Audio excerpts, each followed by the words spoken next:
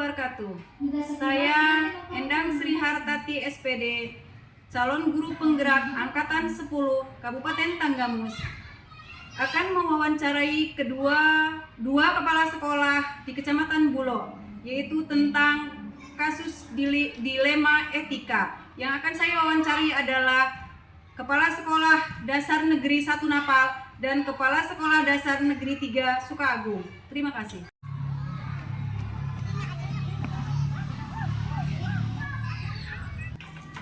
Assalamualaikum Pak.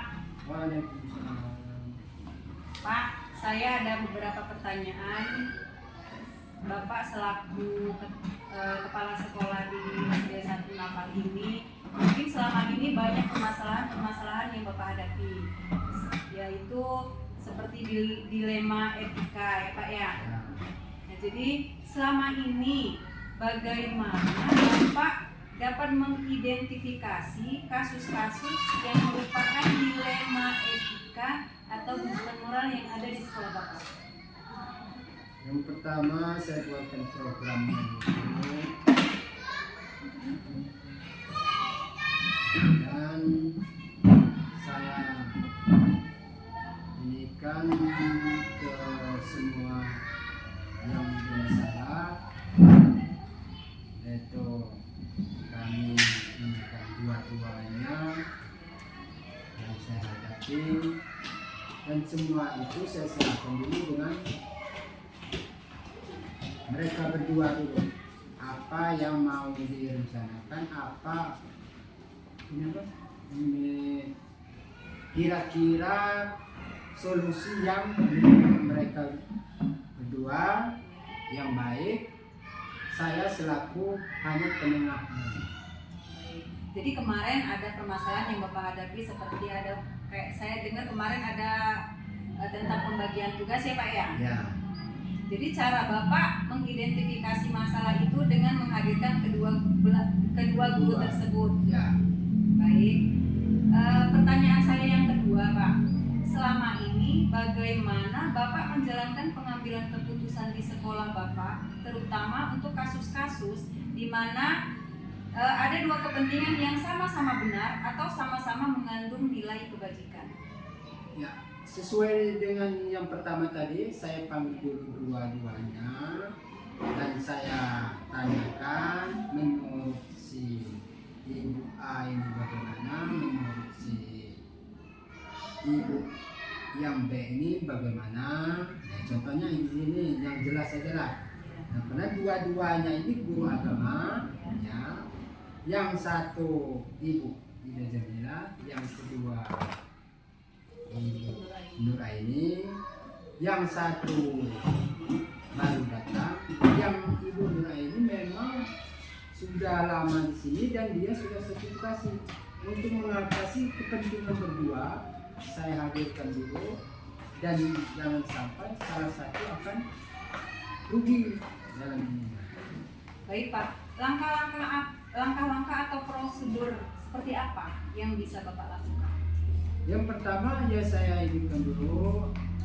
Kedua ini apa? Saya tanyakan kira-kira yang Ibu Nuraini apa yang direncanakan dan dia bisa memenuhi. Ya, arti kata saya buatkan mereka berdua berjanji lah. Saya sebutkan surat perjanjian di atas meterai yang bisa dipenuhi. Arti kata saya tidak memaksa, saya tidak ini mengambil keputusan hanya dari dirinya masing-masing antara dua. Jadi langkah-langkah yang Bapak lakukan adalah memanggil kedua belah pihak untuk bermusyawarah dan mengambil keputusan bersama, Pak ya. Kemudian hal-hal apa saja yang selama ini Bapak anggap efektif dalam pengambilan keputusan pada kasus-kasus itu? Hal-hal yang efektif ya saya inginkan ya biasanya ya sesuai dengan ininya tadi. Jadi saya hanya penengah, yang penengah, dan saya tidak memihak dan semua yang diambil itu memang sudah keputusan dari guru-guru itu sendiri. Baik, Pak. Kemudian di dalam Bapak mengambil keputusan itu ada tantangan atau rintangan atau hambatan yang Bapak hadapi? Ya sudah pasti itu. Sudah Contohnya pasti tantangan, rintangan, karena sifatnya ini kita menghadapi manusia. Ya. Jadi mereka itu kita ya katakan ya mungkin di depan saya, Ya. walau alam besok apa berubah apa tidak itu sudah positif. Ya kalau waktu ditanya saya sanggup, insya Allah saya akan berubah, insya Allah saya akan mengabdi sesuai dengan jadwal dan apa yang saya kemukakan insya Allah saya penuhi. Walau alam itu besoknya apa iya apa tidak. Ya. Baik, Pak. Kemudian Bapak dalam mengambil sebuah keputusan itu apa ada waktu-waktu tertentu atau Bapak bisa menyesuaikan di saat ada permasalahan itu Bapak langsung mengambil keputusan atau nantinya ke depannya Bapak punya waktu kapan harus diambil keputusan atau Bapak punya rencana-rencana atau waktu-waktu yang harus saya mengambil keputusan harus tanggal sekian apa harus seperti itu atau Bapak punya cara lain? Saya punya program untuk memutuskan itu yang tepat di antara dua belah pihak ini yang pas untuk mengambil yang sifatnya tidak akan merugikan antara dua belah pihak, hari tanggal yang mereka pas. Mungkin saya seketika hari-hari depan yang mereka berdua itu sama-sama masuk, sama-sama berhadapan, langsung saya selesaikan. Baik, Pak. Dalam Bapak mengambil keputusan, apakah ada faktor-faktor yang selama ini mempermudah Bapak untuk mengambil keputusan itu? Sudah tentu. Saya mengambil keputusan itu, saya kadang-kadang saya diskusikan dulu dengan dewan guru kira-kira apa yang tepat untuk saya mengambil keputusan itu, yang kira-kira menurut ibu ini gimana. Ibu Hamaliza saya tanya bagaimana cara langkah ini, ibu bilang ini bagaimana caranya. Setelah saya teliti, saya inikan untuk mengambil keputusan kedua belah pihak ini, saya ingin mengambil dan menyerap masukan-masukan dari guru-guru dari antara kiri kanan yang sifatnya membangun sekolahan. Artinya Bapak ini dalam mengambil keputusan meminta pendapat Ya. dari bawahan atau yang lainnya gitu Pak ya untuk mempermudah semuanya. Baik, Pak. Kemudian dari semua hal yang telah Bapak sampaikan, Iya. apa yang dapat Bapak petik dari pengalaman Bapak selama ini? Yang jelas yang saya dapatkan untuk memudahkan saya program saya. Jadi saya yang jelasnya untuk menyelesaikan kasus-kasus seperti ini, bukan kasus yang guru agama ini, kasus-kasus yang lain juga. Jadi saya inikan dulu rembuk semuanya, saya terima dulu masukan-masukan. Setelah itu baru saya inikan. Ternyata inilah program yang kira-kira lebih mantap untuk mendukung keputusan saya. Baik, Pak, mungkin hanya itu yang bisa saya tanyakan ke Bapak. Mudah-mudahan dari penjelasan Bapak saya bisa melangkah ke depan lebih baik dari sebelumnya. Terima kasih Bapak. Terima kasih Pak. Ya, sama-sama Bu. Awak kacung ini. Assalamualaikum Pak Tri. Waalaikumsalam. Pak Tri, ini saya hari ini mau mengadakan wawancara dengan Pak Tri. Ada beberapa pertanyaan yang ingin saya tanyakan tentang permasalahan-permasalahan yang Bapak hadapi di sekolahan selaku kepala sekolah. Boleh ya Pak ya? Pertanyaan saya yang pertama adalah selama ini bagaimana Bapak dapat mengidentifikasi kasus-kasus yang merupakan dilema etika atau rujukan moral? Baik, ini ya. Kita pahami dulu bahasanya dilema. Itu sebenarnya ada standarnya. Iya. Kita jadi harus kita yang paling tahu. Jadi begini, misalnya definisi kita punya permasalahan yang selalu muncul itu mempertimbangkan banyak. Karena kalau di sekolah ini ada guru yang jarang masuk, ada guru yang rajin masuk, sementara semuanya adalah guru yang ada suka tidak. Ini menjadi sebuah dilema di satu sisi ketika kita itu yang jarang masuk kelihatannya bagus ya, tapi sebenarnya secara moral kita menjadi kedewasaan itu sebenarnya betul ketika kita sudah masuk bagi kerja yang menjadi bagian. Tapi di sisi lain ketika kita tidak mengajarkan itu menjadi balik lagi kepada kita, dia dengan sebuah dilema.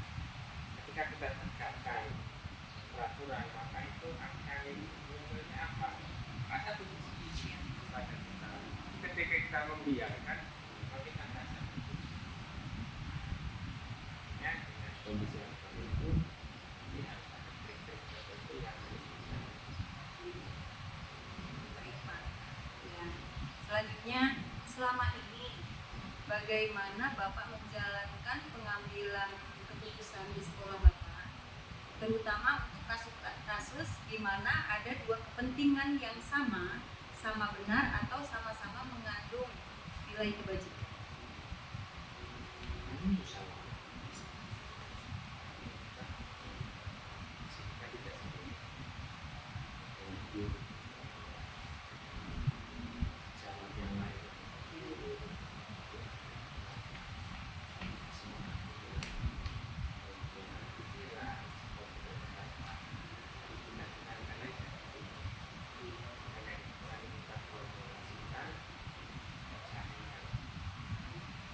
Jadi intinya dengan adanya dilema itu, langkah yang akan Bapak ambil adalah dengan bermusyawarah. Ya, Baik, Pak.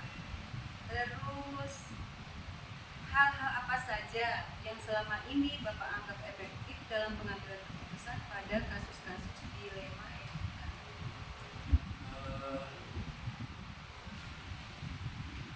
gimana ya? Menceritakannya susah karena ini aplikasi gitu. Ini pada banyak kasus yang seperti bahasa satu rasa satu punya itu ketika kita bicara di forum kayak pada rapat kita menyinggungnya secara nyata, kita menuduh suka suki suki, tapi di sisi lain kita juga melakukan secara dari penyebabnya apa, karena kita tidak perlu memanjat jika pemilik sesuatu melambat cari masuk itu kita tidak perlu, itu tidak butuh marah sebenarnya, pasti punya masalah kan, punya masalah yang harus kita hadapi sama-sama kita cari. Maksudnya Bapak ini dengan mengidentifikasi permasalahan Iya, itu, gitu, Pak, ya. masalahnya apa sih? Susah adalah masalahnya apa sih? Kok sini kan gitu. Jadi cerita itu dia cuma berikan anak-anak itu. Baik, Pak. Tadi Bapak sudah mengemukakan bahwa setiap permasalahan butuh identifikasi dari masalah tersebut. Nah, dalam Bapak mengambil keputusan, otomatis di situ pasti ada tantangan-tantangan yang Bapak hadapi. Selama ini tantangan apa yang kira-kira Bapak hadapi untuk mengambil di dalam mengambil keputusan tersebut? Sebenarnya tantangannya itu yang paling banyak itu dari kita sendiri sebenarnya. Ketika kita mau mengambil keputusan itu banyak. karena saking banyaknya pertimbangan itu akhirnya kita susah mau keputusan itu susah. Tapi kan harus diambil, Iya. harus diputuskan. Nah, kita cari mana yang paling tidak menimbulkan efek Iya. negatif itu ya. Tidak dari sekian banyak pilihan, yang resikonya terkecil. Artinya apa? Menempuh air tapi muka kita nggak basah. Iya. Tapi airnya tetap tenang, masalah selesai. Apa selanjutnya dalam Bapak mengambil keputusan, apakah kalau mengambil keputusan itu Bapak punya waktu tertentu, misalnya ada permasalahan ini nanti waktunya kapan gitu, apa Bapak mengambil keputusan itu sesuai dengan permasalahan itu, tidak mengenal waktunya harus kapan diambil keputusan tersebut? Tergantung dari identifikasi tadi. Kalau ini masalahnya urgent, tidak boleh dibiarkan terlalu lama, segera. Tapi kalau masalah itu kelihatannya masih bisa ditarik dulu, biarkan waktunya menyelesaikan. Kan kadang-kadang ada sebuah persoalan yang bisa selesai dengan waktu. Iya. Kita nggak mau ngapa-ngapa tapi dia terurai sendiri. Tapi ada satu masalah yang kalau kita tidak intervensi tidak selesai. Jadi tentatif aja. Seperti apa kalian itu penting berani memutuskan. Jadi dia ambil keputusan bersama sekali pengusaha. Kita nggak sendirian gitu. Oke Pak, terakhir pertanyaan saya, dalam pengambilan keputusan itu Pak, ada faktor-faktor yang mempermudah langkah Bapak, apakah itu seseorang atau apa yang lainnya? Kalau saya berpikirnya positif aja. Jadi yang memudahkan itu ya kita berpikir positif. Iya. Kita tidak membuat peraduga bersama. Kita tidak menjudge orang itu sumber masalah. Tapi semua itu mesti ada sebab dan akibat. Itu apapun yang kita lakukan mesti ada nanti efeknya untuk saya apa, Iya. efeknya untuk orang apa, masyarakat bagaimana menilainya. Tapi yang jelas ketika masalah itu urgent harus diberikan. Apapun hasilnya harus diberikan. Tapi kita cari yang resiko apa? Kalau memang itu masih bisa diukur, bisa biarkan lalu ya akan menguraikan. Tidak biarkan anak. Ya, salah ya. Iya, iya. Ya, terima kasih Pak Tri. Jadi kesimpulan wawancara hari ini adalah apabila ada permasalahan dilema etika itu harus dihadapi dengan bermusyawarah. Ya. Karena ini keputusan tetap harus diambil. Sebab kami itu diambil aja. Sekarang jadi kurang. Kita seandainya masalah itu masih bisa diurus, kita punya trik-trik bagaimana menyelesaikan masalah kan, memanfaatkan orang lain seperti itu.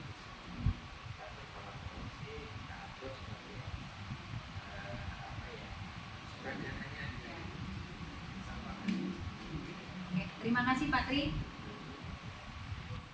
Silakan melanjutkan aktivitas selanjutnya. Ya, terima kasih teman-teman. Mudah-mudahan bermanfaat. Amin.